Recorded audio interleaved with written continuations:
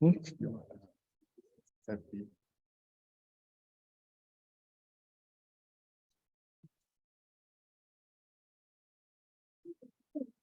Yeah. See if I can find them. Okay. You should start there. What's connected to people? I'm connected now. Okay. أعوذ بالله من الشيطان الرجيم بسم الله الرحمن الرحيم الحمد لله رب العالمين والصلاة والسلام على رسوله الكريم وعلى آله وأصحابه أجمعين رب اشرح لي صدري ويسر لي أمري واحلل عقدة من لساني يفقهوا قولي اللهم أخرجنا من ظلمات الوهم وأكرمنا بنور الفهم وافتح علينا بمعرفة العلم وسهل أخلاقنا بالحلم واجعلنا ممن يستمعون القول فيتبعون أحسنه اللهم اجعل أعمالنا خالصة لوجهك ولا تجعل فيها حظا لغيرك وصل اللهم على سيدنا ونبينا ومولانا محمد وعلى آله وأصحابه أجمعين والحمد لله رب العالمين. السلام عليكم ورحمة الله وبركاته. How's everyone today? Alhamdulillah. Good to be back. Alhamdulillah. I'm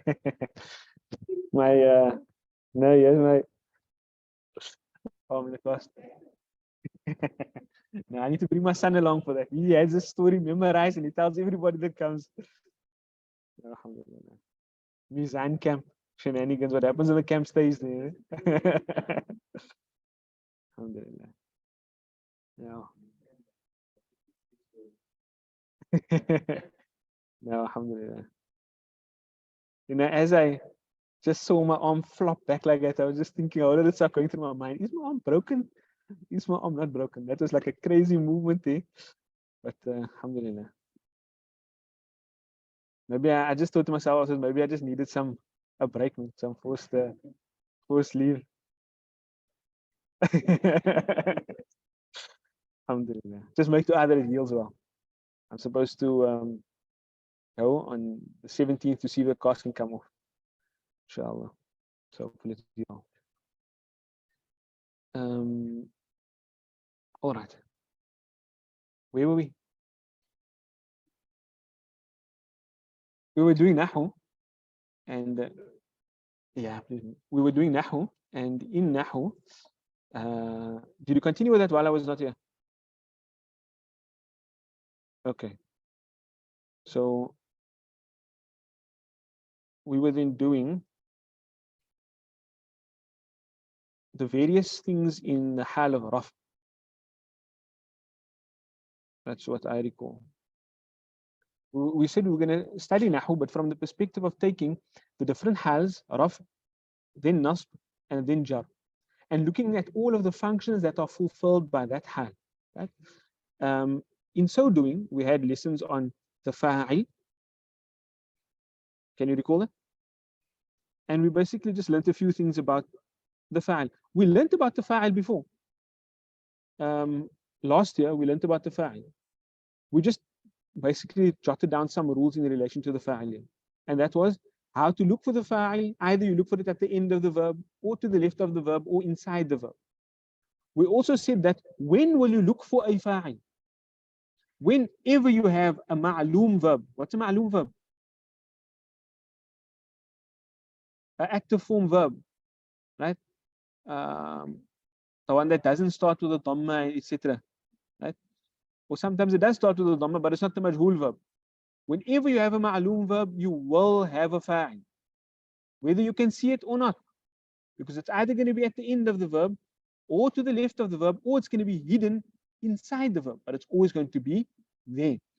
So we looked at the lesson on the fa'il. We also said that the fa'il is also going to be always going to be in halatul raf, and that's what we're learning. Only things that are in halatul raf.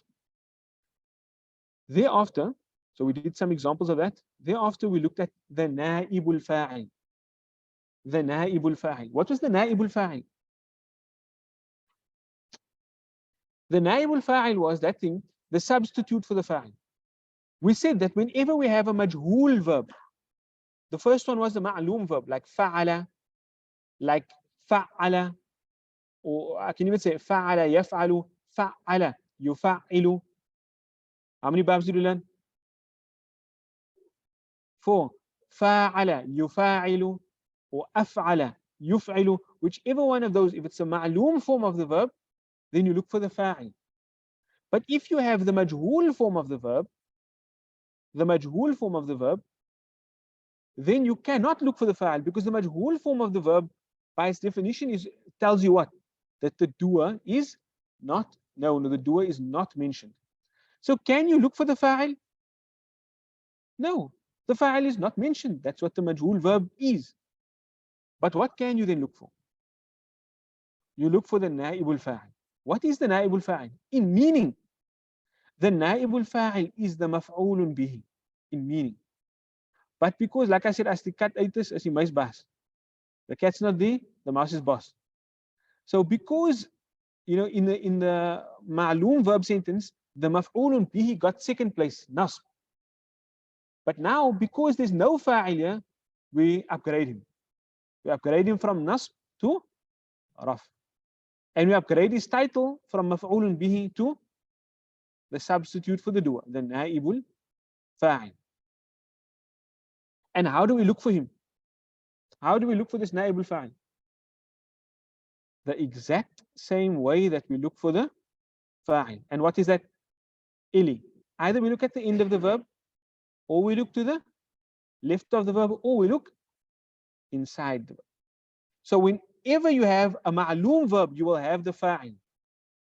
Whenever you have the majhul verb, you will always have the na'ibul fa'il. In meaning, it's like the maf'ulun bihi. But like in form, it is like the fa'il, in that it's in a raf. The first part of our lesson on the na'ibul fa'il is we looked at how to form the majhul verb. And we created two rules for ourselves then. What were the two rules? The two rules that we created for ourselves were that it will always start with what? It will always start with a dhamma. And if it's past tense, then the second root letter will have what? A kasra, fu'ila. And if it's present tense, the second root letter will have a fatha. Yuf'alu. Fu'ila, yuf'alu. And then we went and formed those naibul fa'il, or those majhul forms for all of the different verbs. We said fa'ala becomes fu'ila. Fa'ala becomes fu'ila. Fa'ala becomes fu'ila. Af'ala becomes, it always starts with a dhamma. Uf'ila. Tafa'ala becomes tufu'ila. Tafa'ala becomes tufu'ila. Infa'ala becomes unfu'ila. Ifta'ala becomes uftu'ila. If'alla, uf'ulla, istaf'ala, ustuf'ila. Right. Then yaf'alu becomes what? Yuf'alu. Yufa'ilu becomes yufa'alu. Yufa'ilu becomes yufa'alu. Yuf'ila becomes yuf'alu. Yuf'ilu becomes yuf'alu. Yatafa'alu becomes yutafa'alu. Yatafa'alu becomes what? Yutafa'alu. Yanfa'ilu becomes yunfa'alu. Yafta'ilu becomes yufta'alu. Yaf'alu becomes yuf'alu. And yastaf'ilu becomes yustaf'alu. And then the next part of our lesson was we looked at examples of verses in the Quran wherein majhul verbs were used. And what we had to do there was to identify the na'ibul fa'il. Thereafter, we moved on to our next lesson, or we're supposed to start with this next lesson of the Khabr. Right? And we changed the order of things here. We're supposed to start with Khabr, right? You have do you have printout of this? Yes, okay. So usually you'd think, okay, we first have a lesson on the mubtada, then the Khabr. But because I know that you guys already know what the mubtada is, right? We decided to start with the Khabr. Because the only extra thing we're going to add to our understanding of the mubtada is when the mubtada is what we call mu'akhar, when it's delayed. So you guys know the mubtada, right? We have a jumla ismiya You first have a mubtada and then you have a khabar. The mubtada is in what hal? Raf, and the khabar is in what hal? Raf. So we know that much about the mubtada. Right? And usually the mubtada is going to be definite and the khabar is going to be indefinite. That much about the mubtada we already know. When we go to I have another lesson on the mubtada. What we want to focus on is that the mubtada can be mu'akhar. It can be delayed. It can come after the khabar. So it only makes sense that in learning, having this more advanced lesson, we do the khabar first. Because once you do, then you can identify the khabar and you can identify when you have the khabar first and the mubtada later. Right? So we'll just first go through our lesson on the khabar. What's the khabar? What is a khabar? If you just think about the sentence mubtada and khabar, what's a khabar? What does the word khabar mean? News or information. Information about what? About the mubtada. So in your sentence, in your nominal sentence, you'll have a subject, something that you're talking about, and then you'll be saying something about that thing. Right? You'll be giving some news about that subject. Right? So that's what the khabar is. We might call it predicate. Right? In English, that's what the khabar is. It's the information about the thing that you're talking about. Now, we know this much already, that where will you find a khabar? In a jumla ismiya. You cannot have a jumla ismiya without a mubtada and a khabar. The jumla ismiya must have a mubtada and it must have a khabar. To be a complete sentence, it must have a mubtada and it must have a khabar. Sometimes in the Arabic language, you do some crazy things. Maybe one of them will be omitted. But for it to be a complete sentence, you have to then assume it to be there. Otherwise, it's not a complete sentence. You must always have a mubtada and you must always have a khabar. Right. Right. So what is the mubtada? The mubtada is the focus of the sentence or the subject of the sentence. All right. And the khabar is the information or the predicate. It tells us something about the focus of the sentence. Right. Now, usually the mubtada is at the beginning and the khabar comes after that. Is there anything new in that? All of that stuff we learned last year, right? What is new is last year, the khabar that we worked with, or that we focused on, it was always only one word. Ar-rajulu tawilun. The man is tall. Al-baytu kabirun. The house is big. But two sentences always look like that. What if I say Al-kitabu fil maktabati? Al-kitabu, the book. That's the mubtada, right? Fil maktabati is in the library. Where's my khabar there?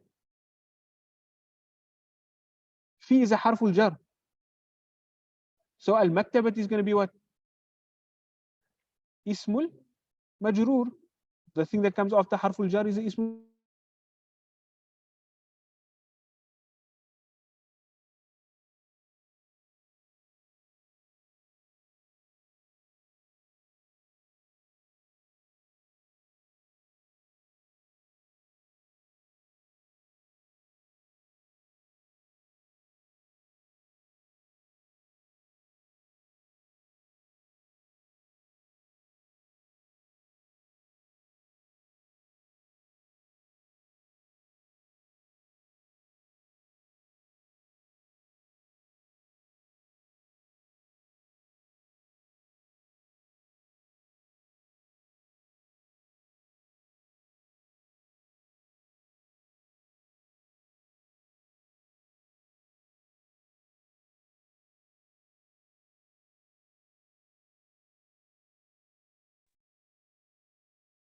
Sorry, online people. How long ago did you cut off?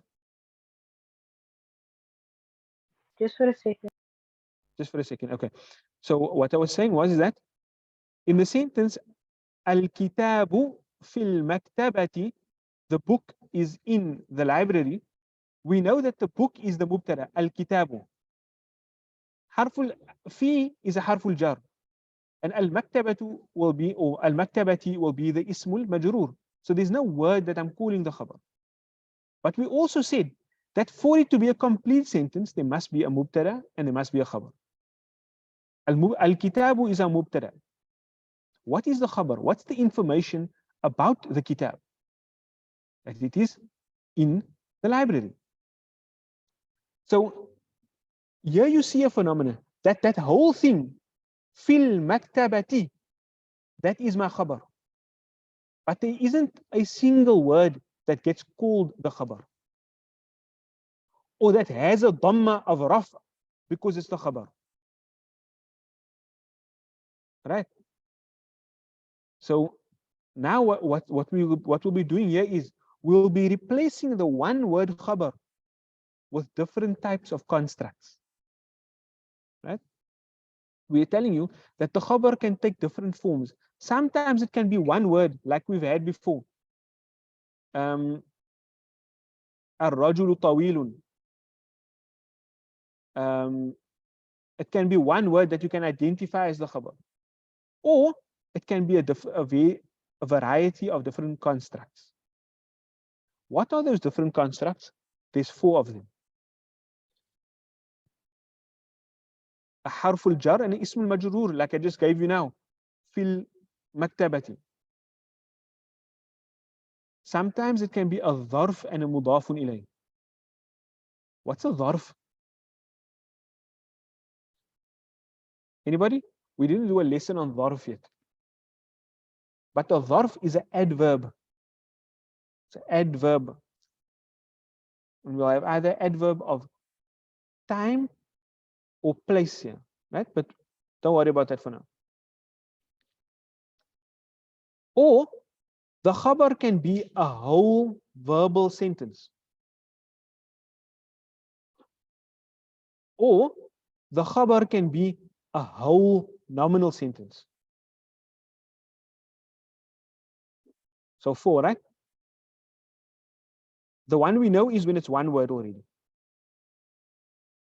Then it can either be a harful jar and ism majrur, or it can be a dharf, an adverb, and a mudafun ilay, or it can be a whole verbal sentence or a whole nominal sentence. Now I want to look at examples of each of these. Let's see. So we're saying the khabar can take the following 5 forms. Either the type of khabar is it's one word. When the khabar is one word, then we say that there will be a visible khabar in raf. What do I mean by a visible khabar in raf? There'll be one word in the sentence that you can say, this word is the khabar. There'll be one word in the sentence that you can say, this word is the khabar. Now, let's look at the sentence here. On the far right column, I have the mubtada, and in the second column from the right, I have the khabar. Ar-rajulu tawilun. What does that mean? The man is tall. Ar-rajulu is my mubtada, and tawilun is my khabar. Simple, right? We will also call the word, the khabar, a one-word khabar. If the khabar is one word, but there's something attached to it. Remember last year, we learned a couple of murakkabat. You remember? After learning about the ism and the different qualities of the ism, we moved on to the 2 types of sentences, jumla ismiya, jumla fi'aliya. And after the different types of sentences, we moved on to the murakkabat. What are the murakkabat? The ismul mawsuf, or the sifa and the mawsuf, or the mawsuf and the sifa. Then we learned about the mudaf and the mudafun ilayh. And then we learned about the harful jar and the ismul majrur, and we learned about the ismul ishara and the musharun ilayh.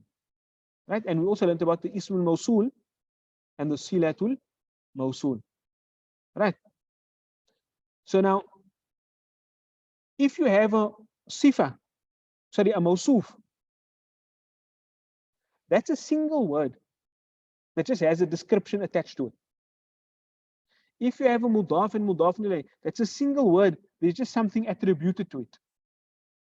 If you have the ismul ishara and the musharun ilayh, there's the ismul ishara is one word and it's just indicating to another thing. All of those we count as one word khabars. Right? So let's take an example. Ar-rajulu imamul masjidi.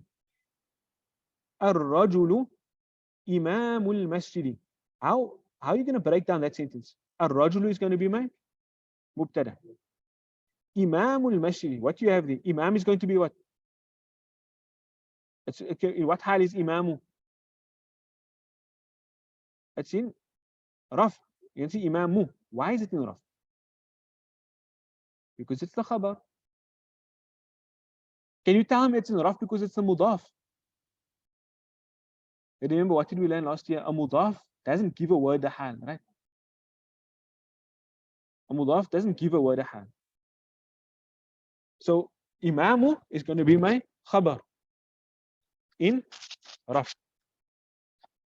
And al-masjidi, mudafun ilayh.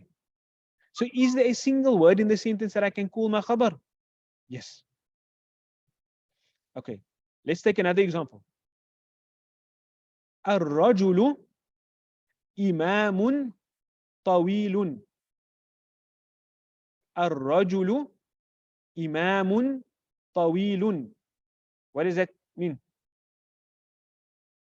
Ar-rajulu, the man, is rajulun tawilun. Sorry, the man is imamun tawilun. A tall imam. What kind of construction is imamun tawilun? Imamun tawilun. I like how everything seems so strange. Imamun tawilun. Those two words agree in gender, right? They both agree in gender, they're both masculine. They both agree in encasing imamun tawilun. They both agree in number, they're both singular. They both agree in definiteness, they're both indefinite. That's a mawsuf sifa construction. So if I break down that sentence, ar-rajulu is going to be my mubtada. Imamun is going to be what? My khabar. And tawilun is going to be what? Sifa for imamun. Is there one word in the sentence that I call the khabar? Imamun. So all of those form one word khabars. Right? One word khabars. There can be something attached to it, but they're just one word khabars. And alhamdulillah, I think I've been content that throughout our learning of the Quran last year and whatever exercise that we did, we were always able to identify that khabar when it was in that form.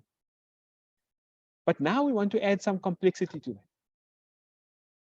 A khabar isn't always one word. A khabar isn't always one word. Sometimes it's a sentence or something that resembles a sentence.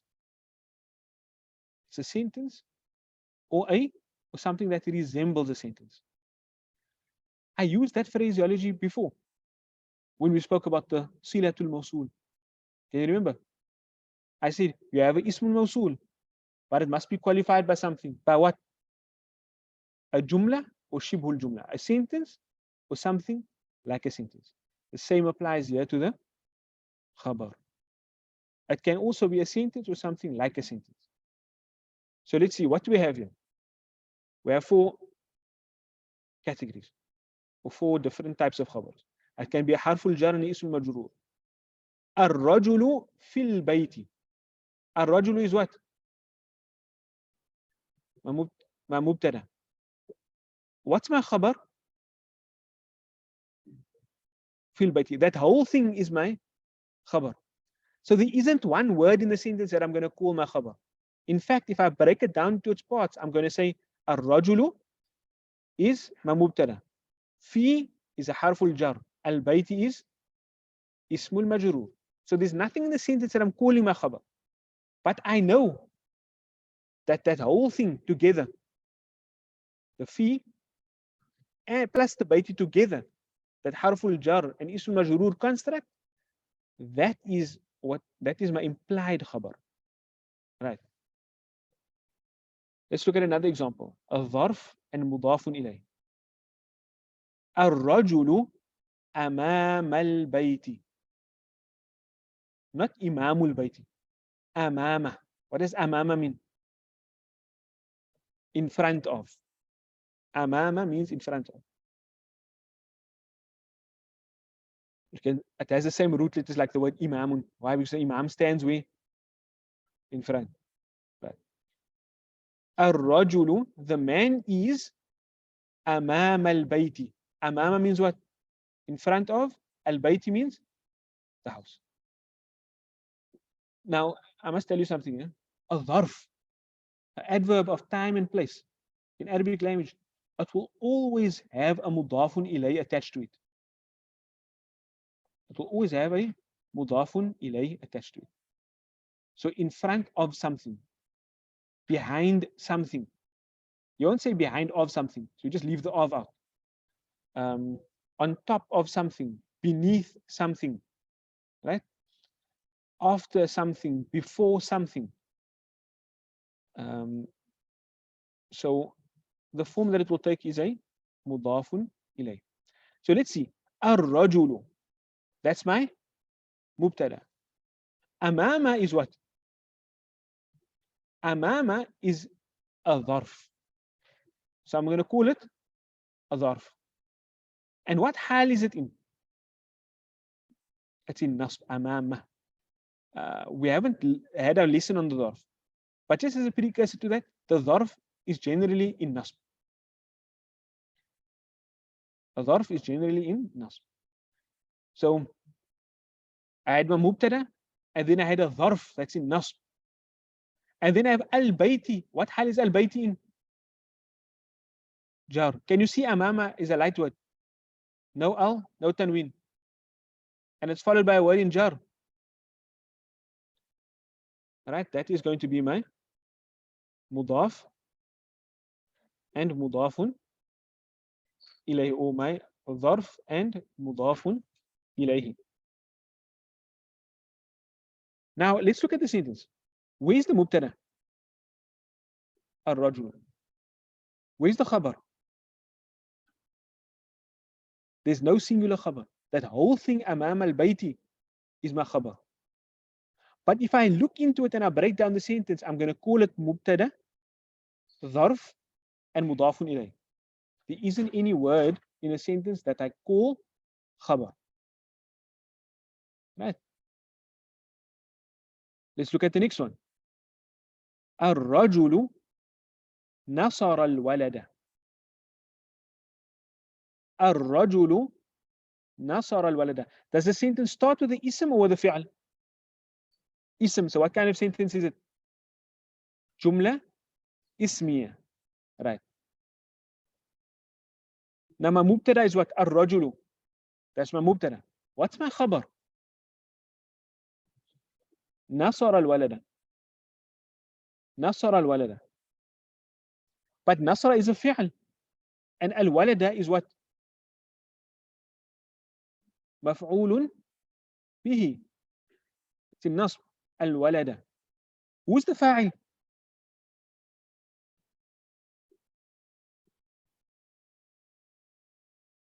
Who's the fa'il of nasara? You mustn't tell me ar-rajulu, right? The fa'il is, we never look to the right for the fa'il. We always look to the left.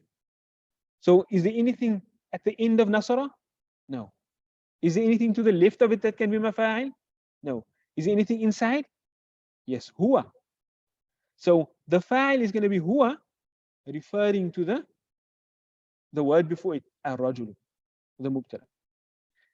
So in this sentence, I have a mubtada, ar-rajulu. Where's my khabar? That whole sentence, Nasara al-walada, that's what I'm telling you about the man. If I say the man helped the boy, what am I telling you about the man? That he helped the boy. So that whole sentence, Nasara al-walada, that is my khabar. Is there any one word that I can call the khabar in the sentence? No. It's that whole thing. Let's look at the last one.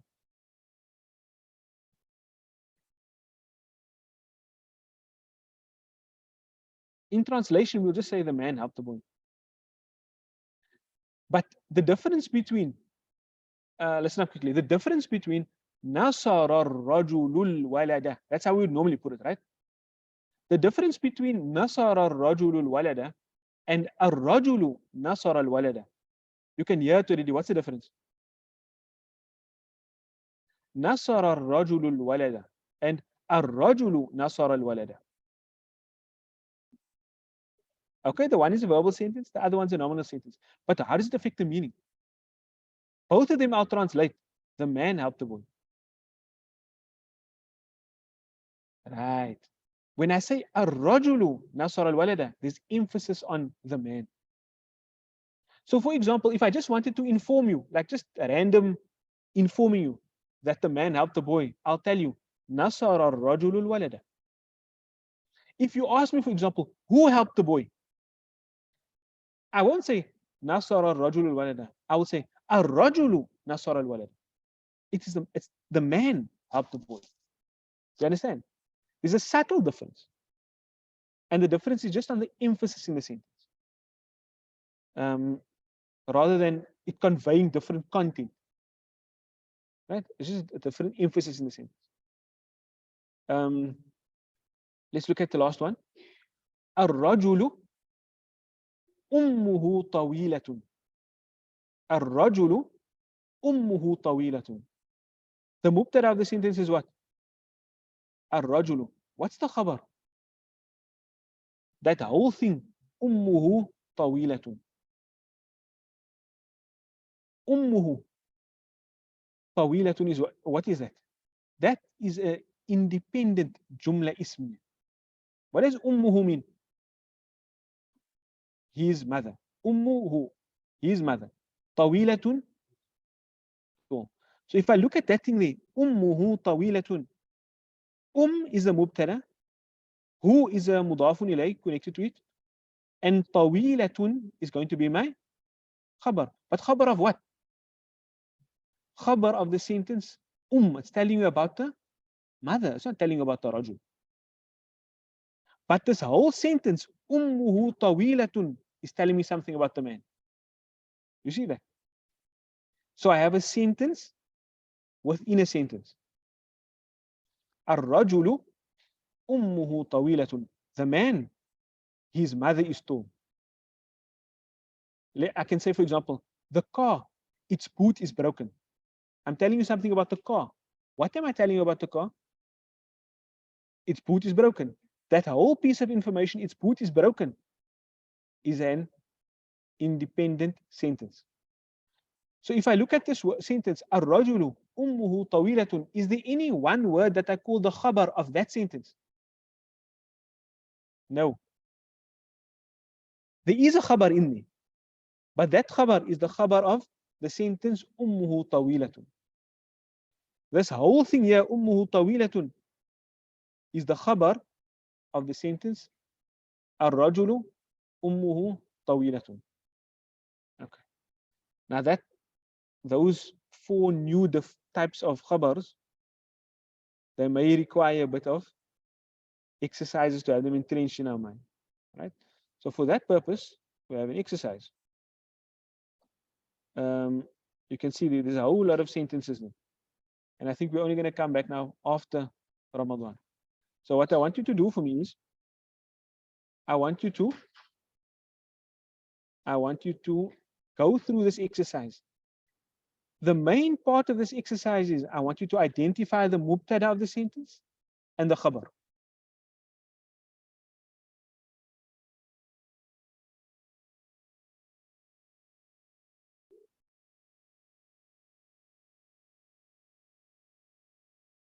Right? So for example, وَقُودُهَا النَّاسُ وَالْحِجَارَةُ. Okay, no. If I look at the sentence, وَهُوَ بِكُلِّ شَيْءٍ عَلِيمٌ. Is there one word that you can call the khabar there?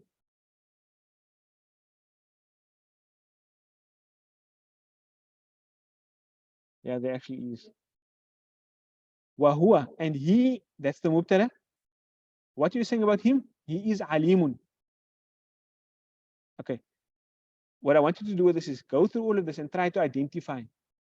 You see, you can have a sentence that not all of the parts of that sentence are essentially, don't actually form part of the main sentence. You can have like a harful jar and ism majroor shoved into the middle of a sentence. How do you identify a complete mubtada and khabar? Or a complete jumla ismiyah? You must have a mubtada, you put the is or are in the middle, and then you have a khabar. If you have those three parts, that gives you a full jumla ismiyah. Sometimes you can have other things inserted into a sentence. That's just giving you extra information. Don't be thrown off by that. Right?